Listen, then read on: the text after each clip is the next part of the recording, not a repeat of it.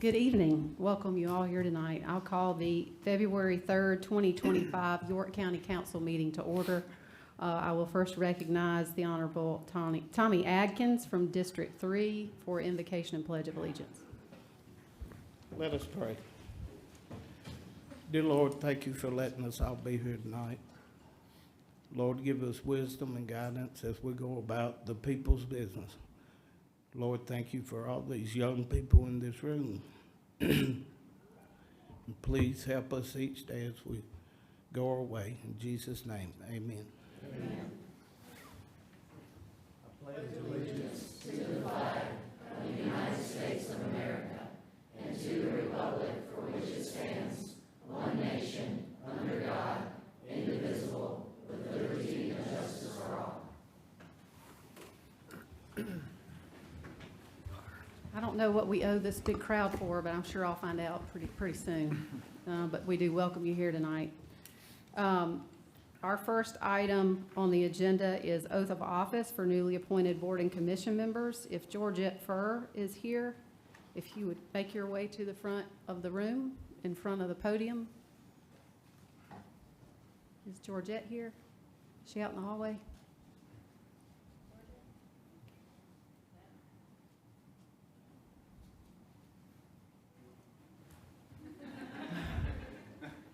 She's not here. All right. We do not have any appearances tonight, so we'll move straight into our public forum session. The public forum session is an opportunity for individuals in the community to come out and speak to council. Sometimes folks get frustrated because they ask a question and we don't answer questions here. This is an opportunity for anyone who signed up in advance of the meeting. The first 15 folks who have signed up and wish to speak, it's an opportunity for them to address the council. Couple of rules that go with that. It needs to be on an item that is something within the council jurisdiction. We ask that your comments be kept nice. Don't call out anyone individually or just be polite, please. Also, we have several folks and we still have an agenda to get through. So what if you will, anyone who speaks, if you will pay attention to the screen. And when the 2 minutes comes up, you'll get a warning sign, and then you'll get a red blinking sign, and that means your time is up. And if you'll recognize that so that I don't have to call you down, that makes my life easier. There are some folks that signed up for StillFab. I do want to make the point to say that matter is in litigation at this point, and so that matter is before the courts. When you come up, when I call your name, if you'll please give your name and address before you start speaking. Thank you. John Lee.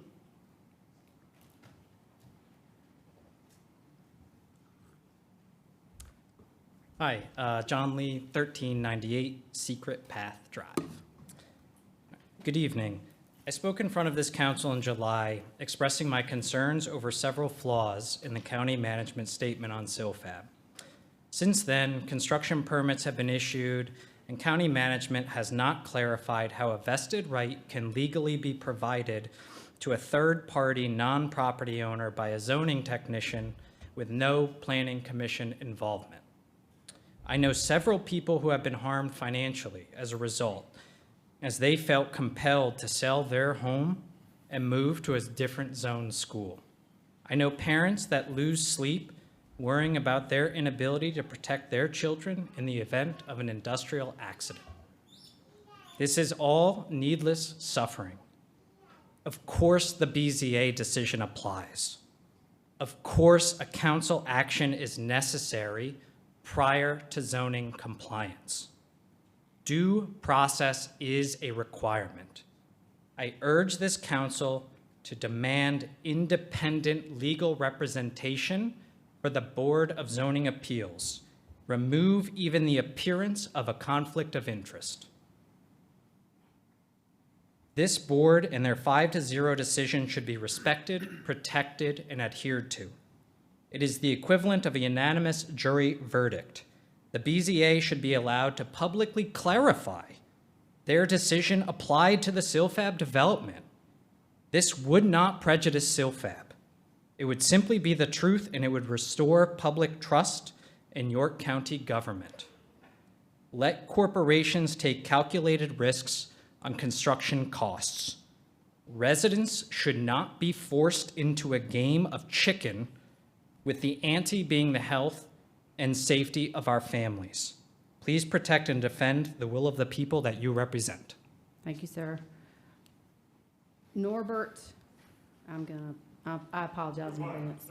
Okay. My name is Norbert Dickreiter, 965 Bridle Path, Fort Mill, South Carolina.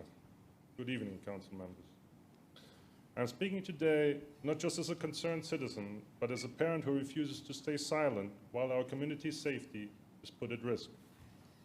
Despite the Board of Zoning's appeals unanimous decision on May 9, 2024, that solar cell manufacturing is prohibited in a light industrial district, Silfab is still being positioned to operate at 7149 Logistics Lane, right next to the new Flint Hill Elementary and Middle School. This is not just a zoning violation, it is a direct and imminent threat to our community's health and safety. Silfab is not a clean, harmless operation. Their own chemical arsenal proves it. 13,000 gallons of pure oxygen, 22,000 pounds of ammonia, 16,000 gallons of hydrofluoric acid, just to name a few. Do you know who else uses these chemicals? Oil refineries, steel mills.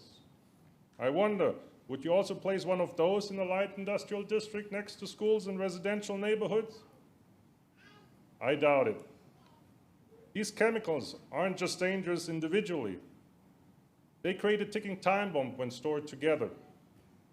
One leak, one accident, one mishap could trigger a catastrophic explosion or a toxic gas release in our community. And this facility is right next to schools that will be full of children.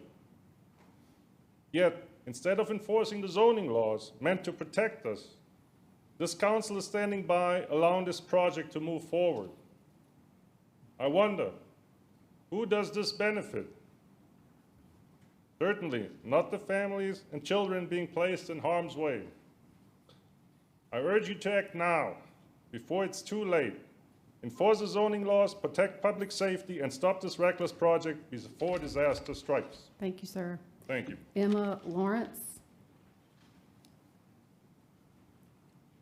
Emma Lawrence, 2494 Greenwood Road. Good evening. I am a senior at Rock Hill High School, and I serve as treasurer of the Rock Hill ATC FFA chapter. I'd like to ask all of my fellow Rock Hill School District students to stand with me tonight. My family and I own and operate Baker Farm in Rock Hill, a fiber farm with a variety of fiber quality sheep breeds. Agriculture has always been a big part of my life, and when I learned that the Applied Technology Center offered both ag classes and an FFA chapter, I was elated. Getting involved with the FFA and taking agriculture classes has opened many doors for me. Through my ag business class, I built an agriculture business with my fellow officer, Tate Weisinger, and won a $5,000 grant this past summer. I show fiber sheep, pigs, and meat goats. When I show fiber sheep, I usually go up to North Carolina to show because of the lack of fiber shows here in South Carolina. When I showed my goat this past fall, we traveled all across the state, usually driving a 5-hour round trip multiple weekends in a row. Having an agriculture arena and facility in York County would allow more students to participate in livestock events that were not able to before because of time traveled. Showing livestock has taught me perseverance, sportsmanship, and responsibility. Giving students a space to show and have hands-on learning experiences will help foster these same traits. Agribusiness is South Carolina's #1 industry with a nearly $52 billion impact on our state's economy. Over 2,500,000 South Carolinian jobs are considered ag industry jobs. My roots in ag, coupled with showing livestock and gaining leadership skills in the FFA, have led me to pursue an education at the Clemson University in animal veterinary science beginning in the fall. It is my understanding that the Western York County Agriculture Arena Steering Committee has been asked to make a formal request in May for your support of this facility. I strongly encourage you to consider how agriculture has brought this community of people together from all over the county. In the past 2 years, we have seen more camaraderie between FFA chapters, 4-H clubs, and the general community, and Agriculture Home Base will further support our network of young agricultural enthusiasts. Thank you again for your support of the industry that clothes, feeds, and fuels us. Thank you, ma'am. Right on time. A lot to say. Lydia, if we can hold applause, Lydia Boyd.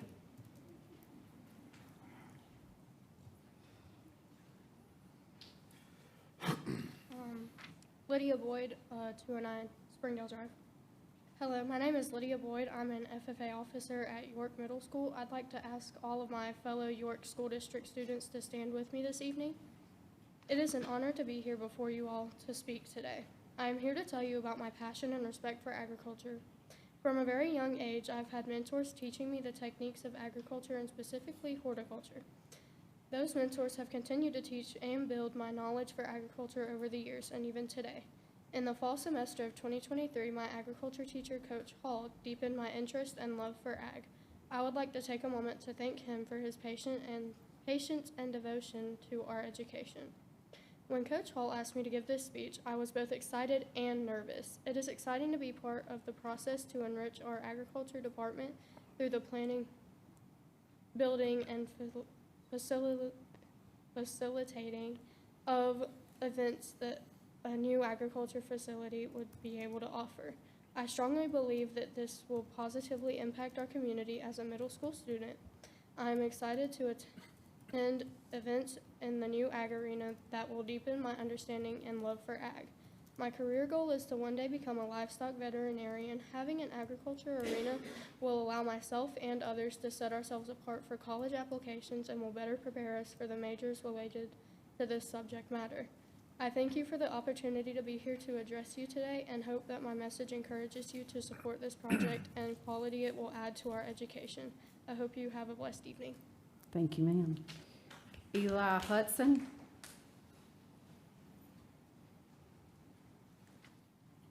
Eli Hudson, 9682 Steeplechase Road.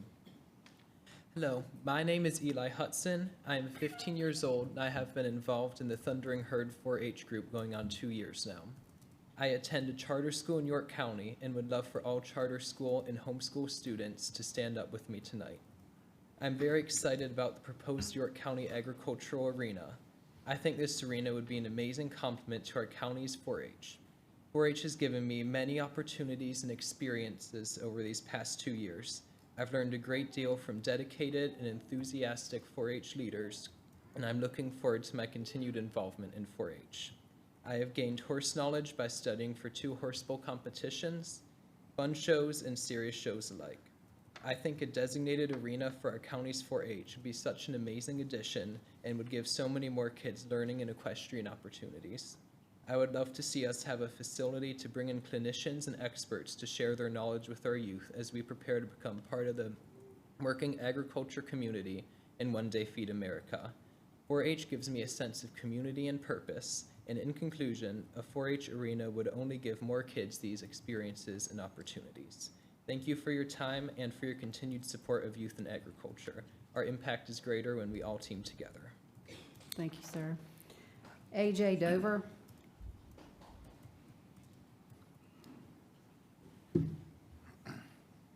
Hello, AJ Dover, 104 Flat Rock Street. My name is Alan Dover, and I am honored to serve as the president of the York County 4-H Teen Council and as a student in the Clover School District. Before I begin, I'd like to ask all students here from Clover to stand with me, please. Agriculture is a big part of my life, not only because of my family's 2 farms, but also because of my future career plans in college. Though I live in downtown Clover, I'm fortunate to have my papa and nana who let me keep my animals at their farm.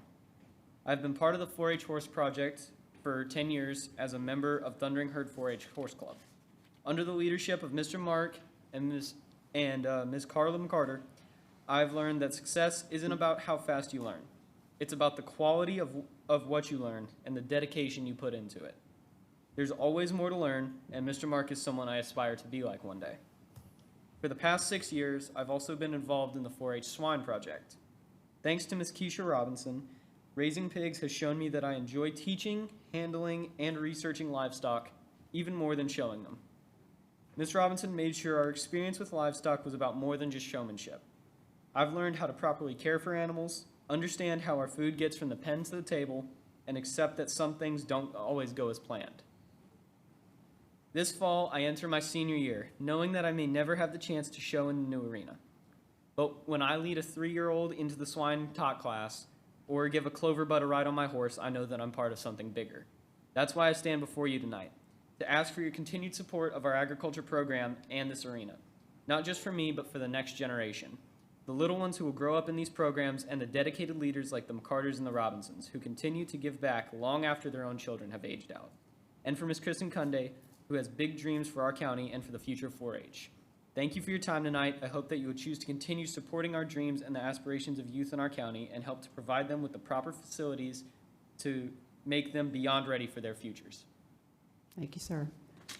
Riley Webster.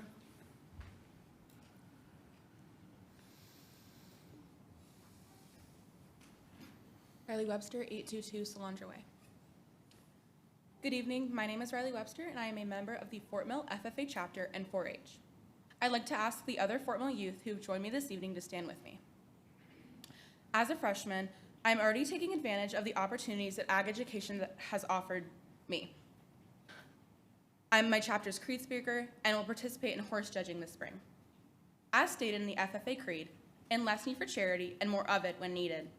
I believe that we need to take that line into heavy consideration. If you want to create more opportunities for students in agriculture like me, then we do need that charity.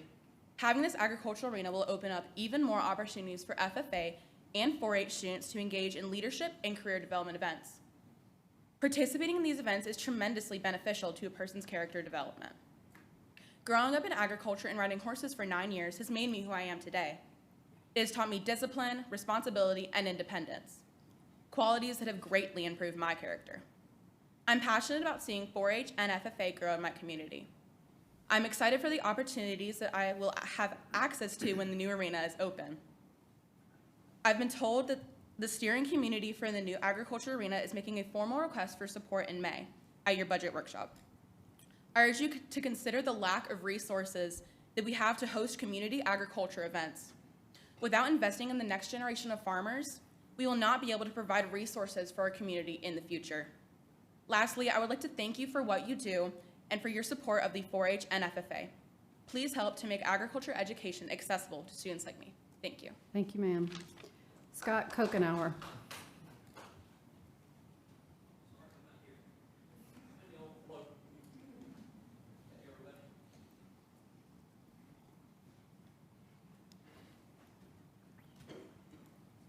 Hey, Council. Scott Kokenauer, 122 West Oak Street in the beautiful downtown neighborhood of Whiteville Park in Fort Mill, South Carolina. So thanks for everything you do for us. Thank you, all FFA members. Fortunately, I was involved in that in Indian Land, and both my parents have recently passed, and I found an old box of Farm Credit and Landmark Bank marketing material. I used to clean those two offices for about 10 years. So, hey, I was here for consent agenda item number 1 for the Parks and Rec part of that.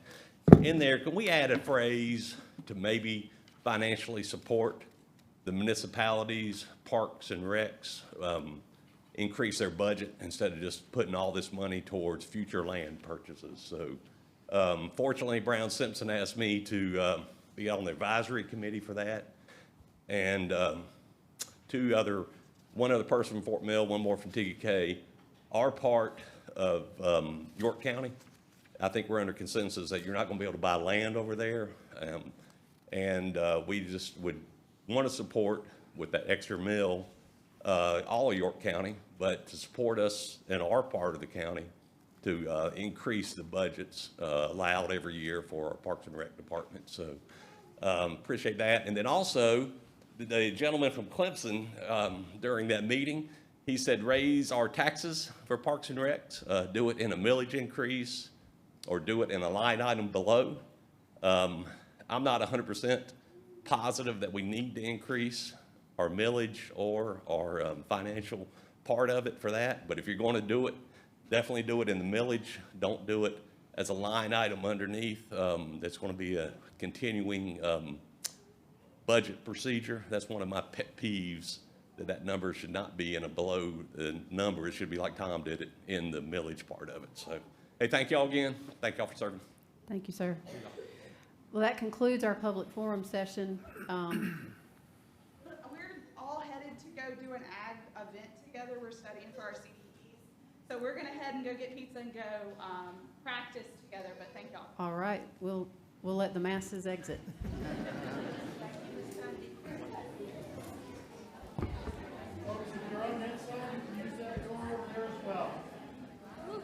Too late. Too late. Bye, kids. Thank y'all.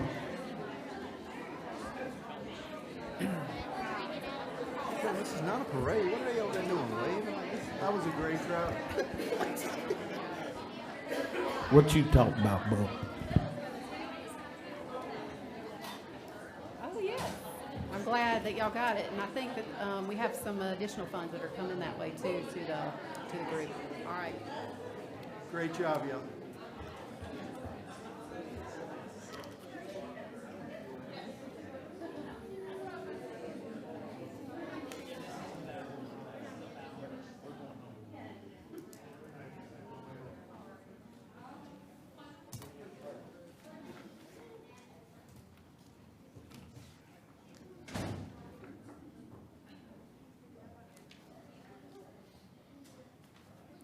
Looks like we got some clearing out. Do we have a motion on consent agenda? Motion to approve. Second. Motion and a second. Any discussion? All those in favor say aye. Aye. Any opposed? Hearing none, consent agenda is approved unanimously. We move now to our first public hearing. It's found on page 6 of the council agenda packet. First item, rezoning action, hold a public hearing and consider first reading, case number 24-63, tax map number 373000027 and 167 to rezone from UD and RMX 20 to RUD, 2 parcels that total 6.73 acres in District 2. Mr. Buono. Yes, good evening, council members. So this application does include 2 parcels. From this map, it might look like 3, but the northern parcel is split by the roadway there, so it's 2 parcels. And so both of them are proposed to go to RUD. So the applicant here is proposing to recombine property lines in the future, unsure about where the exact lines are going to be, and the proposal is to construct 1 additional dwelling on the property. If you can see this area, oh, there it works. So this area here, that's a barn, not an existing home, so presumably there would be a new dwelling in about this area. Here's the zoning map for the area. You can see it's urban development for a portion and RMX 20 for another. And it's in a vicinity that has a lot of UD mixed throughout, and just outside of that, there's Ag, AGC to the south, there's RUD to the north, a little bit of a mix in the area. Future land use map is rural residential, and then it has a rural center node overlaid on top of that, so make sure we look at both of those things when we analyze the comp plan. Staff recommends approval. It is consistent with the comp plan and the future land use map. The RUD district is consistent with the rural res designation, and it does not preclude future redevelopment if there's going to be a non-residential use here with that rural center designation. There's no proposed change in use with the existing property here. It's consistent with the scale and character that's already present in the area, and it eliminates split zoning and another UD parcel. And by 7-0 vote, Planning Commission also recommends approval. Thank you, Jonathan. Any questions for staff before we open public hearing? Mr. Ide.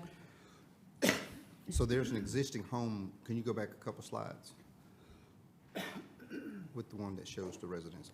So there's is that a house at the front of the property? Yeah, there should be a house here. And then there's a house. I believe it's in the shadow area. And there's a home at the rear of the property? No, this is another barn. There's no home in Oh, the. no, another barn. Yeah. Are they gonna put another home on this property? Yes, sir.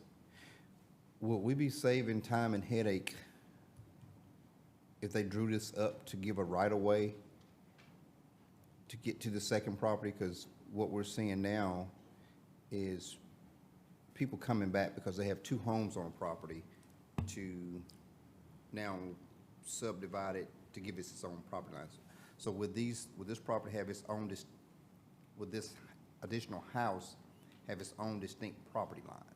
Yeah, so this is the first step for them. They need to rezone before they can subdivide. So they would subdivide after rezoning is approved. And when they subdivide and it gets its own property line, is there a way we can recommend that it's given some kind of driveway right away?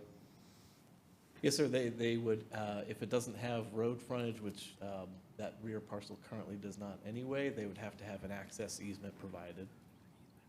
Okay. Any other questions for staff before we open public hearing?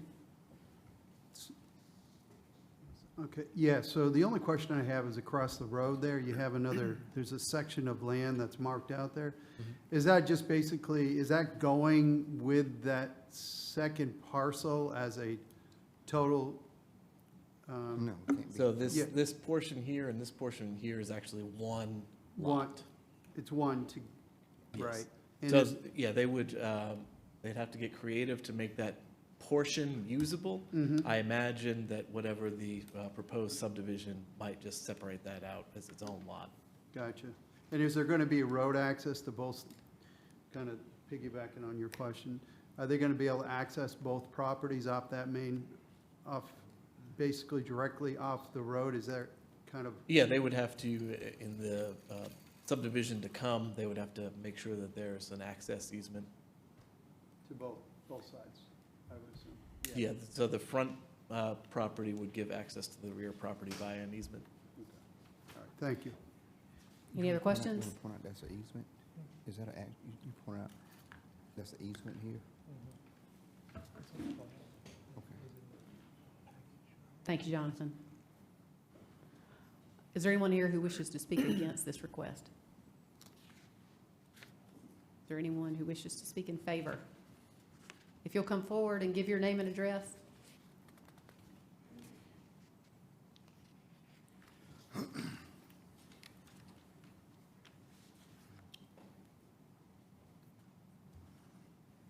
My name is Max Spurrier, and I live at 111 Ridge Road, which is right on the corner of Doolin Road and Ridge Road.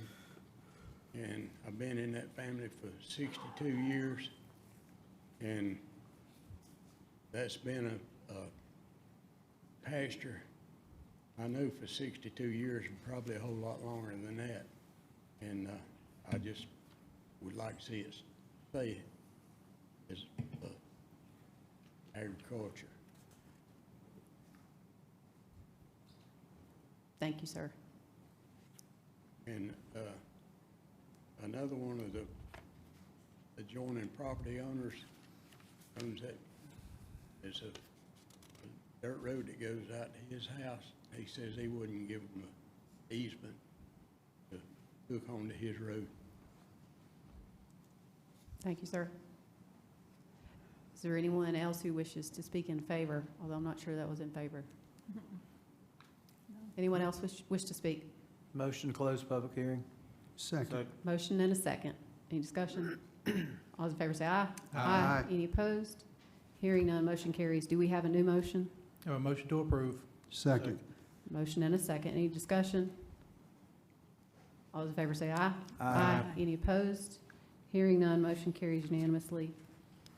Move now to item number 2, rezoning action. Hold a public hearing and consider first reading case number 24-64, tax map number 546-00000027 and 209, to rezone from RMX 20 to RUD, 12-acre parcel in District 6. Mr. Bueno.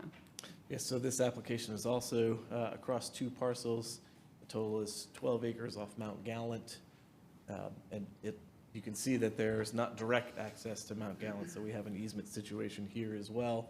So the request is to go to RUD. The applicants are proposing to allow for agricultural uses across both of those parcels. You can see that the city of Rock Hill limits are right adjacent to the property here, and we're into larger lot county properties further to the west. So here's the zoning for the area. You can see the existing zoning matches the RMX 20. There's an existing residential neighborhood there resting against the city limits. And then it transitions to the west side of these properties into RUD and then further into AGC. The future land use map is recommending single-family residential for this entire area in between Rock Hill and that agricultural area, or conservation area, I should say.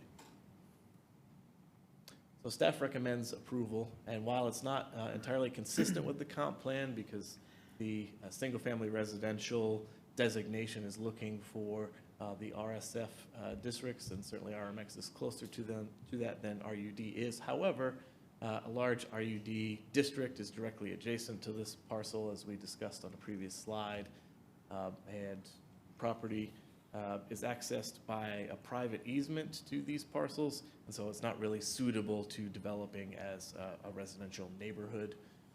RUD is consistent with the character of the surrounding land uses and is an appropriate transition district in between the city limits and going west further into the county. And by a 7-0 vote, Planning Commission also recommends approval. Thank you, Jonathan. Any questions? No questions. Is there anyone here who wishes to speak against this request?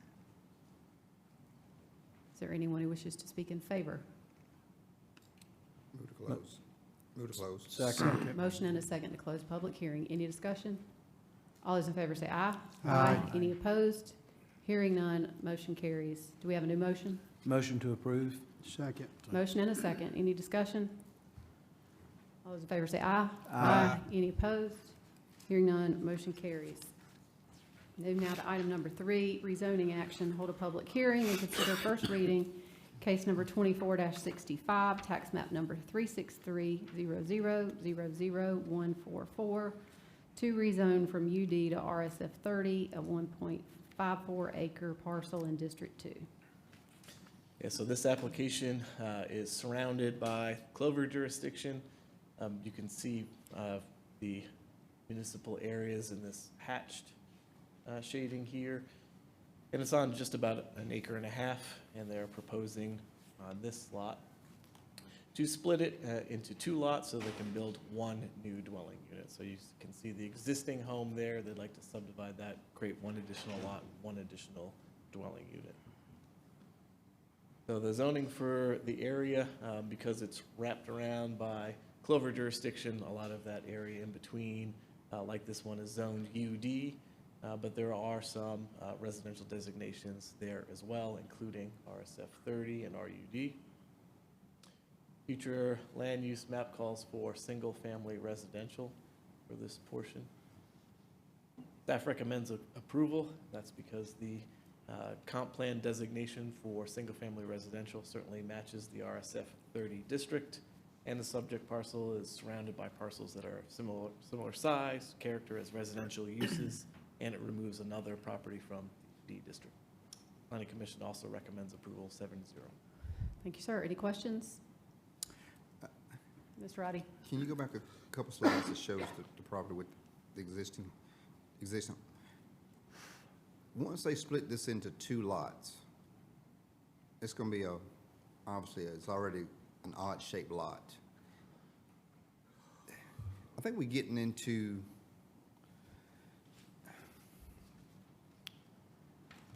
I don't know, it just, you want people to be able to do what they want to do with their property, but when you place another home on this property here, my question is, how are they going to be able to access it? That's the challenge of this making sense. They're going to have to come with some kind of easement to be able to get back to it. Am I correct? It depends on the total amount of road frontage. That'll be for their design professional to determine where those lot lines could be. They could try to design something that maybe splits it up. Maybe there's a smaller home. They design a code-compliant flag lot, or they just have a split down the middle, east-west, and they try to do it by an access easement. That's also a possibility. Any other questions? Thank you, Jonathan. I saw a hand raising in the audience. The way that we handle this is I'll allow the public to come up and you can ask a question. We don't typically answer it, but we can follow up and ask staff to do it. But is there anyone here who wishes to speak against this request? Is there anyone who wishes to speak in favor? Okay. If you'll please come forward and give your name and address. I'm Polly Milton Hall, and 610 East Main Street, Cherryville, North Carolina. This is my property that I inherited from my father. I have a family member who lives in a small house there. What I would like to do is retire there and bring in a larger, nice mobile home, new. And I don't necessarily need to split it up because I don't intend to split it up to sell. I intend to keep it all in one parcel. And there's a 200-foot road frontage, so I understand that it's 100-foot, per lot. But there is access right off the road there. There's a road that my father used to go in and go around the back of the property. And it's just a small piece of property, and I just want to go there and retire. I mean, that's it. Thank you, ma'am. Thank you. Is there anyone else who wishes to speak in favor? Motion to close public hearing. Second. Motion and a second to close public hearing. Any discussion? All those in favor say aye. Aye. Any opposed? Hearing none, public hearing is closed. Do we have a new motion? Motion to approve. Second. Motion and a second. Any discussion? All those in favor say aye. Aye. Any opposed? Hearing none, motion carries unanimously. We move now to item number 4, rezoning action. Hold a public hearing and consider first reading, case number 24-66, tax map number 716000066 to rezone from LI to ID, 16.77 acre parcel in District 1. Mr. Buono. Yes, this request is adjacent to I-77, would be accessed by Wilson Business Parkway, has an existing cul-de-sac at the end of it. And the request is to go from LI, should be the other way around, should be LI to ID, not UD, my typo there.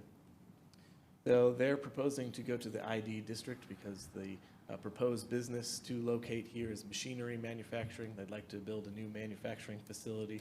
This is an existing business in Charlotte. They'd like to come to York County and build a new facility to expand their operations.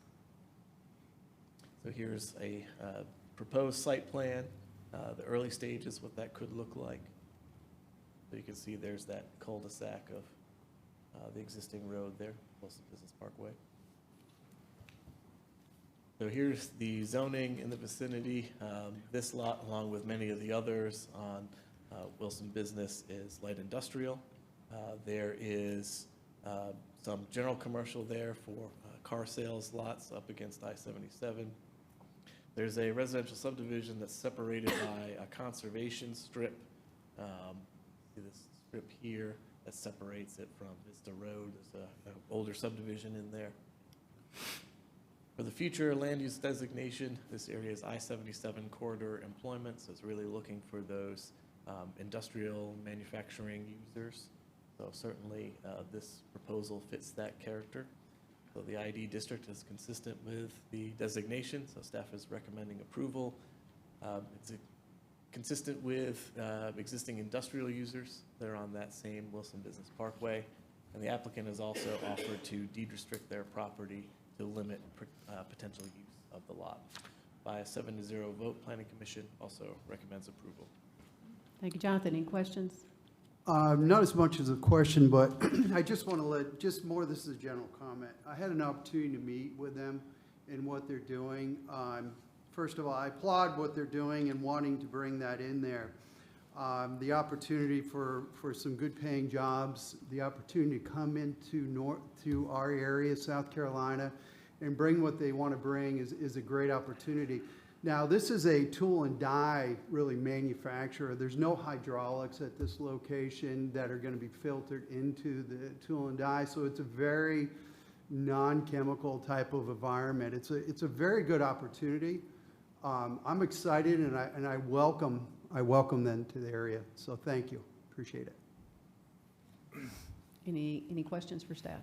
Based on what Mr. Audette said, if that's the case, and we're adding deed restrictions to this property, and we're adding deed restrictions quite often now, is that a sign that our zoning might need to be kind of reevaluated? And maybe that this machinery should or could fall under light industrial? Because it seems like it would fit under that way better. Yeah, not every machinery manufacturing operation is going to be the same. Some are going to be more intense than others. So each manufacturing type could run a different scale, and each product type could run a different scale. So zoning is inartful when it comes to differentiating the different types of business operations and the impact. It tries its best to capture what's most appropriate for a district, but certainly there's always an opportunity to update your code to reflect are the right uses in the right district, especially when the technology is evolving, and particularly around scientific operations like manufacturing. Any other questions for staff? Thank you, Jonathan. Is there anyone here who wishes to speak against this request? If you'll come forward and give your name and address. Hi, John Lee again, 1398 Secret Path Drive, Fort Mill. I'm not against this company, but I am questioning exactly how this is happening, I think as Mr. Leiden just did. So I live about a mile away from the plant facility, and assuming that manufacturing steering components, to Mr. Odette's point, no significant pollution concerns, potential for disastrous off-site consequences, it feels as if we should not be spot rezoning to ID with a limited use of restrictions. York County Planning and Zoning, I don't know if they would have, in the BZA, I don't know if they would have the same authority and enforcement control over these, a deed restriction that they would a standard zoning violation. Residents rely on enforcing zoning laws to protect not just our property values, but public safety. And manufacturing cases do present public safety issues. Distance is the only protection from these types of hazards, and zoning laws are the primary mechanism to provide that safety. And it just feels like there's a major blind spot here. And so rather than spot rezoning to LI, from LI to ID and having this finite list of restrictions, can't we give them a special exception or a conditional use permit or something, but keep the property LI so that somewhere down the line after this company moves on, this isn't an ID property because there's another school that's directly behind the thing. So I really think that this council needs to think several steps ahead to ensure the community safety as it relates to zoning and manufacturing uses. And we cannot rely on just hopes and prayers to keep us safe, to be smart. Thank you. Thank you, sir. Oh, and Mr. Roddy missed my speech. You can hand it to the clerk, she'll pass it down. Is there anyone else who wishes to speak against? If you'll come forward, please.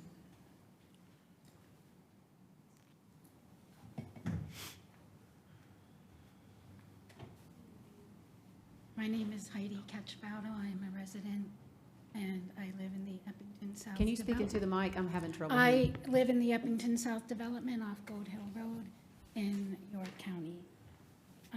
In my opinion, and from my understanding, it just doesn't make sense to continue to encourage or allow the heavy industrial manufacturing in what is a residential zone, a light industrial zone. I'm sorry, I just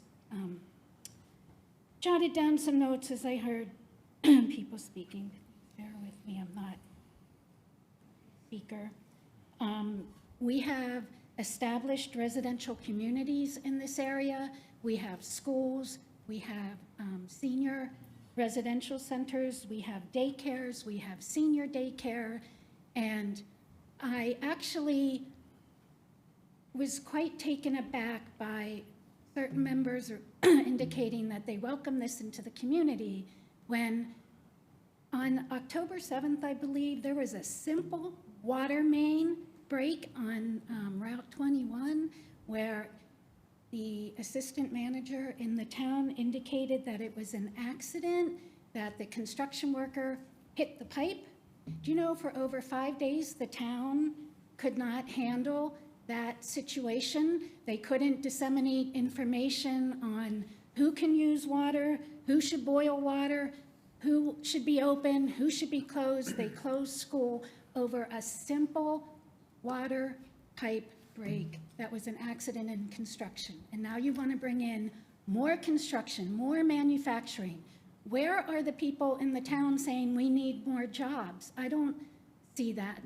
And think about the children, think about the residents, think about what the residents want. That's what I thought you were here for. In my opinion, you're here for the residents, not for companies. Thank you. Thank you, ma'am. Is there anyone else who wishes to speak against this request? Is there anyone who wishes to speak in favor?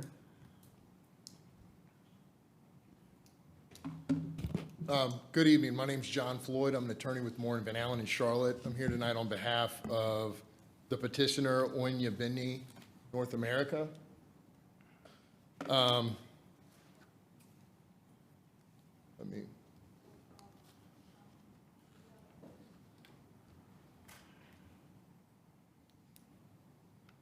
There we go. I'd like to start by just giving you a little bit of background about the company and what the plan is to do here. We appreciate Councilmember Audette for meeting us out there and taking a look at the property. The petitioner here is the U.S. subsidiary of Onya Bini Power. They're the global market leader in off-highway power steering systems. These are steering systems that are used in things like farming equipment, tractors, boats, and even high-end vehicles like Ferraris and Lamborghinis. I think the biggest customers out of this particular location are John Deere, Bobcat, and Caterpillar, so that just gives you an idea of kind of what the uses are here. Their current U.S. headquarters and a hydraulic piston assembly facility is located off Westinghouse Boulevard, just across the border in Charlotte, and due to just outgrowing their current location, they need more space. So they're looking to relocate here to York County to address the needs for those space demands. Their plan is to construct a 145,000 square foot industrial building, approximate cost of $8 million.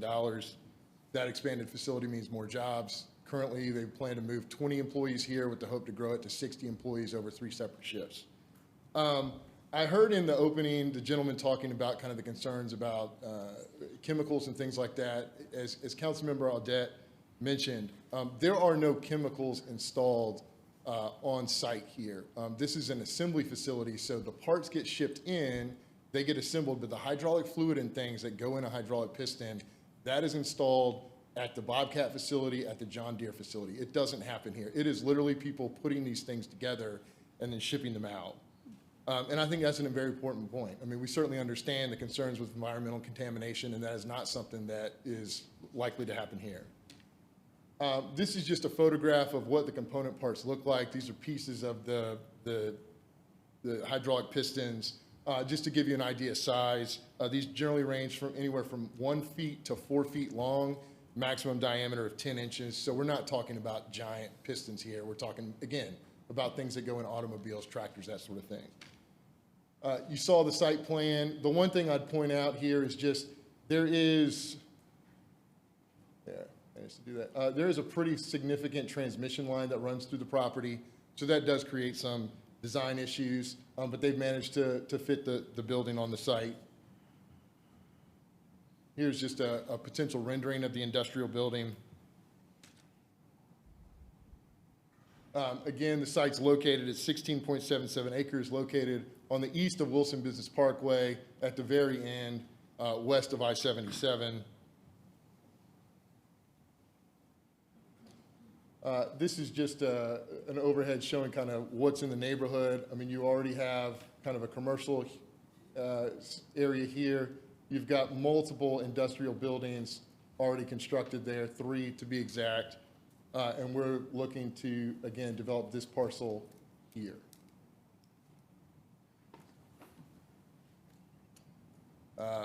Just an aerial view. Again, you see the parcel that's proposed to be developed there with the blue dot, and you've got kind of 3 larger industrial buildings in the area.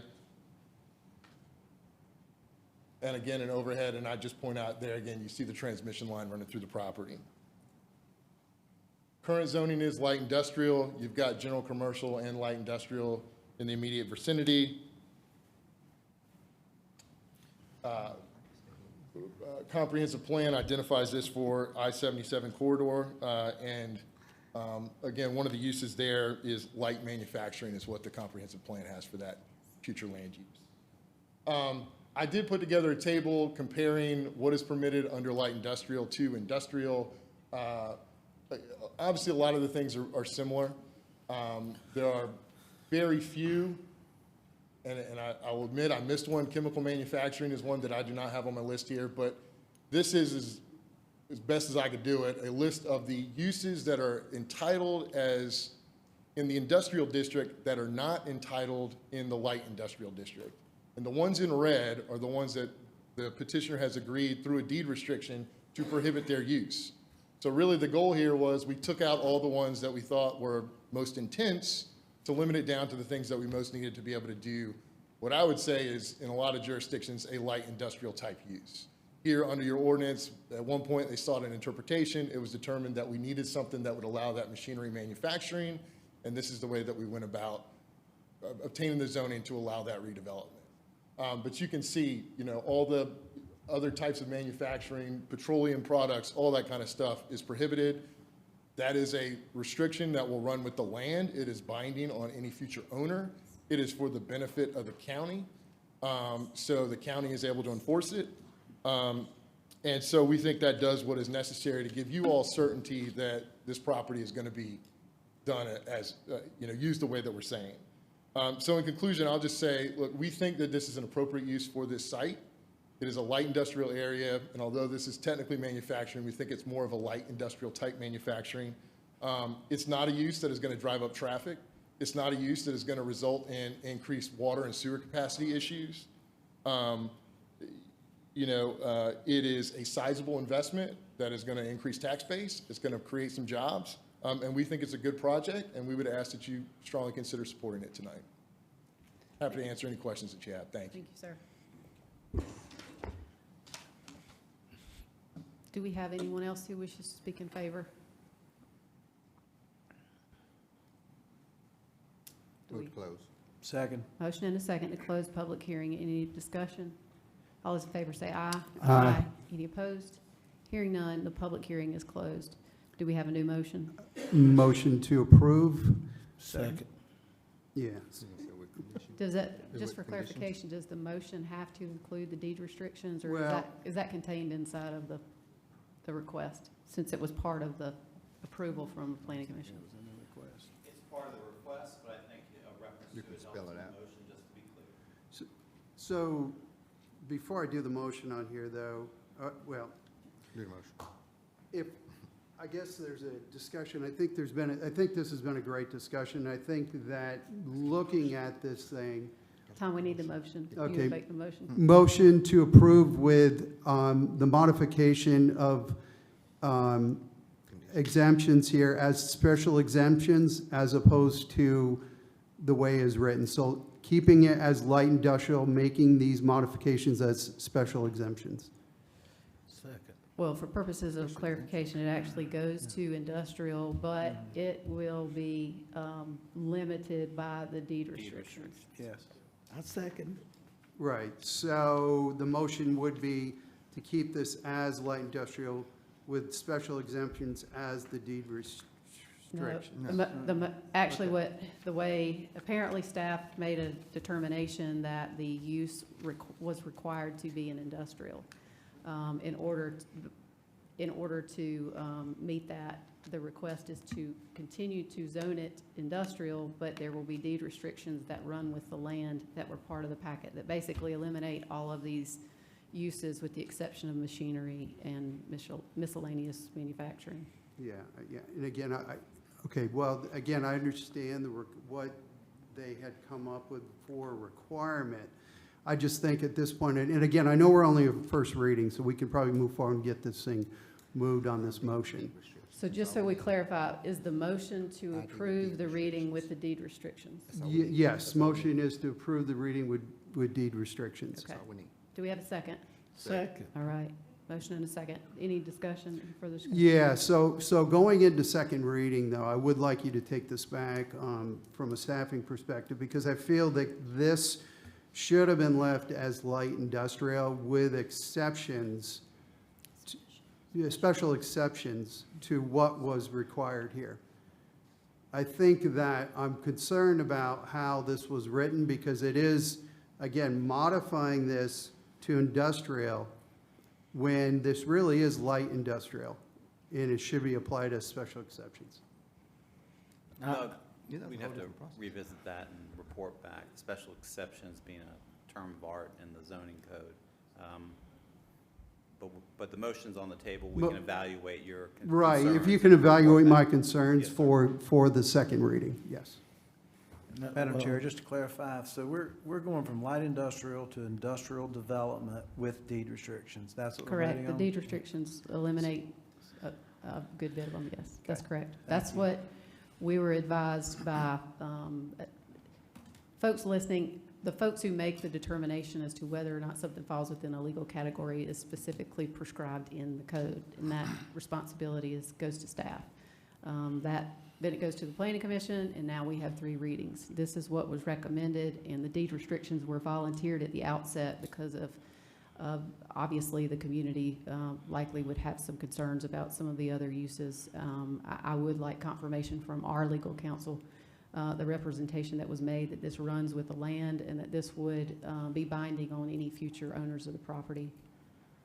If I can either get that now. Yes, or- ma'am. Oh, I would have to evaluate that, but Yeah, that would be the intent. That's important for at least for my vote. Any other comments? Well, I don't want to get too deep into it. I know several people were talking about spot zoning, and there's no such thing as a perfect zoning code. Because what we always do, if someone wants to come up and say, hey, I'd like to put this type of business here, where does it fall? Then you look at the zoning code and you say, hey, so you're doing, whether it's light manufacturing, heavy industrial, and planning says, hey, you fit in this category. You may not fit everything that goes on in that category, or we may not like everything that goes on in that category. So then we say, well, we wouldn't want a gas station that's permitted to be this close to a residential neighborhood. We wouldn't want XYZ close to this. So we start tailoring and knocking out things that we wouldn't want to allow close to existing businesses or buildings or neighborhoods. So we have to try to tailor it, because there are going to be existing properties around it, because you got to think and imagine, zoning didn't come into play in York County until what, 80, 84? 87. So there are going to be existing buildings and things that's already there that we try to somewhat protect, whether it's a neighborhood or certain businesses. We don't want certain things close to whatever. So we're not spot zoning. We're trying to make sure the pursued business is going in, and we're going to protect the area to not allow some of the stuff that's maybe in the red. We're going to kick those out to say that the next future property owner can't bring these things. And I think that provides a level of protection to that area, to those existing businesses, to those neighborhoods that may be close by. So we're not spot zoning. We're trying to, there's nothing perfect in this world. Nothing perfect. We're not perfect. Codes are not perfect. But what we're trying to do is tailor it to fit to where we're protecting the area and allowing a business to come in, generate jobs, grow our tax base. And I will challenge anybody that says we don't need jobs. I'll challenge you every single day. We need jobs. We need good paying jobs. We also want to have good jobs. We don't want things that's going to threaten our environment. We don't want things going to threaten people's neighborhoods and that nature. So with that being said, you know, somebody, if we're going to cut a road somewhere, you best believe somebody's going to come and say, we don't need that road.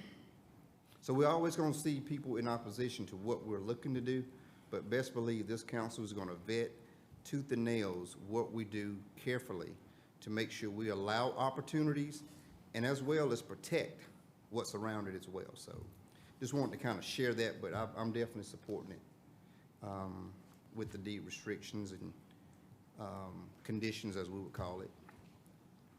Any other discussion? Yeah, I would like to just lodge my protest against deed restrictions in general. It's my way that I'm viewing this. We're essentially rewriting the zoning code every time we rezone one of these things. And if it continues on, and let's say that the next time this one gets rezoned and these stick with it, at some point in the future, the land is going to be completely worthless and will only be usable for that one company that's there. And, rewriting the ordinance for every rezoning is, I just feel like that's the wrong way to run government. Any other discussion? I have to share the thought that one of the things that the council has identified as in its strategic plan is to simplify the code. And I think that taking a look at the uses under the use table would be appropriate once we finish the ag exercise, which is taking a good bit of time.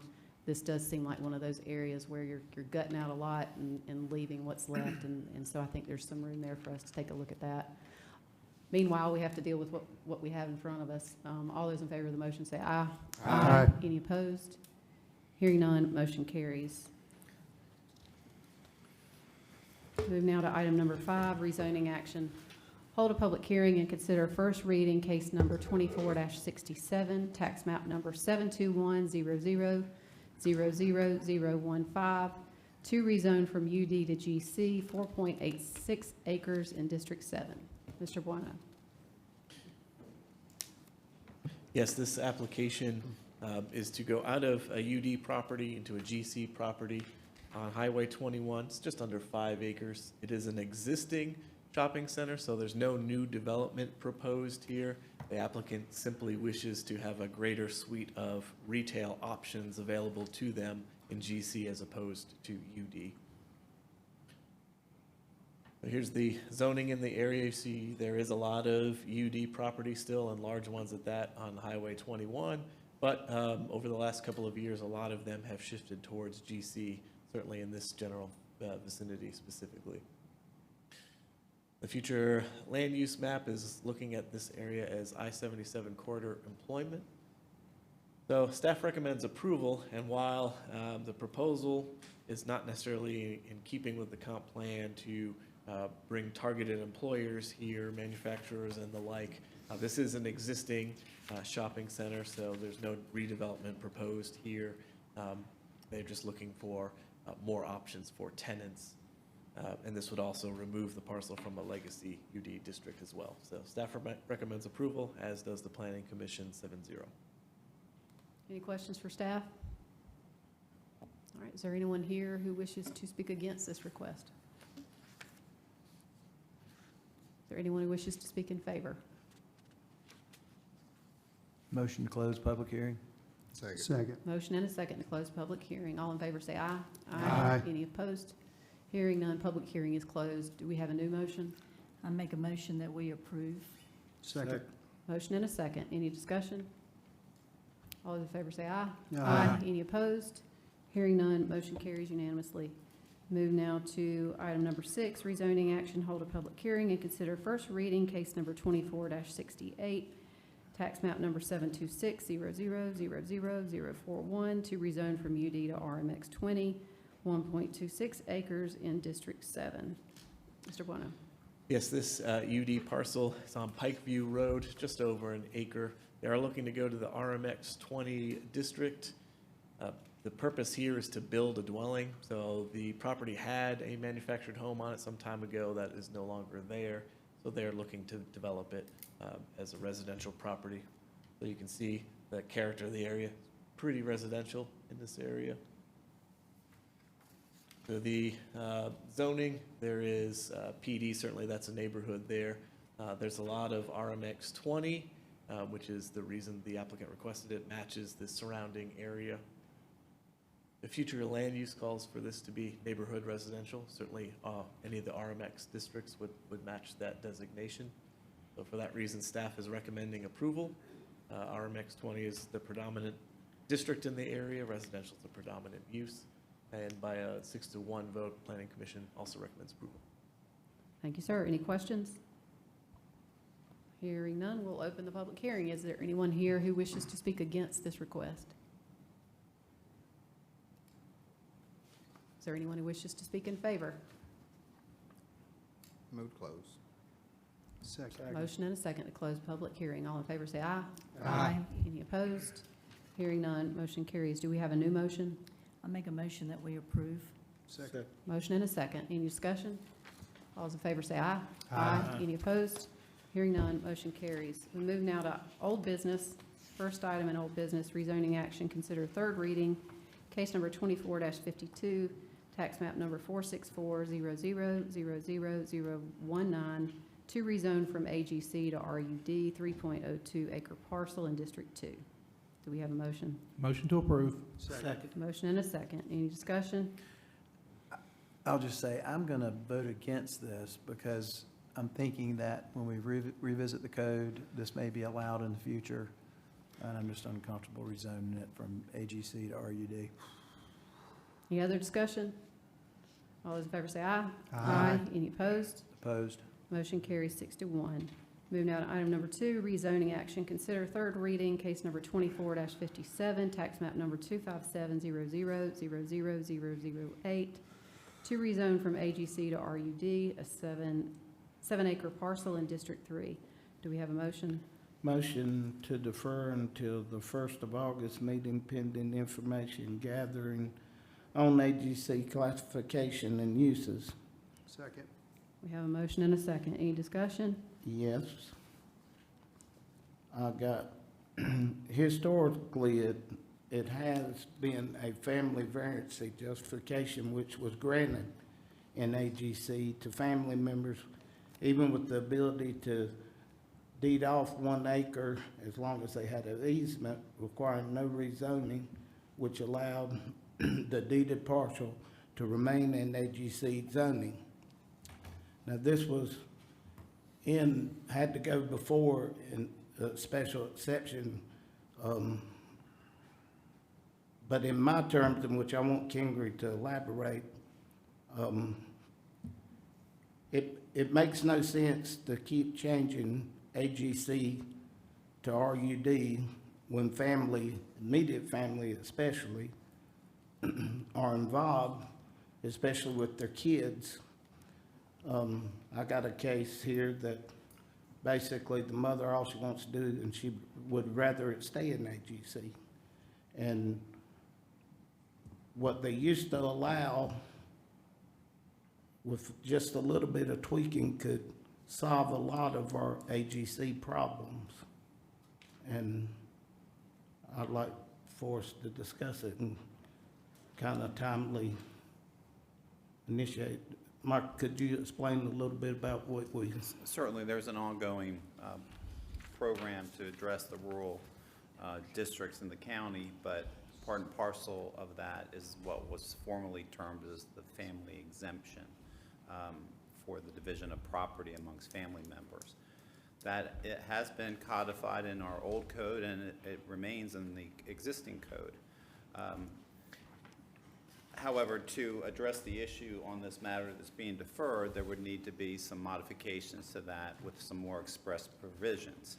During the pendency of the time period from now till the August meeting, we can certainly report back, if not effectuate some recommended changes sooner in the year so that it can be addressed in August.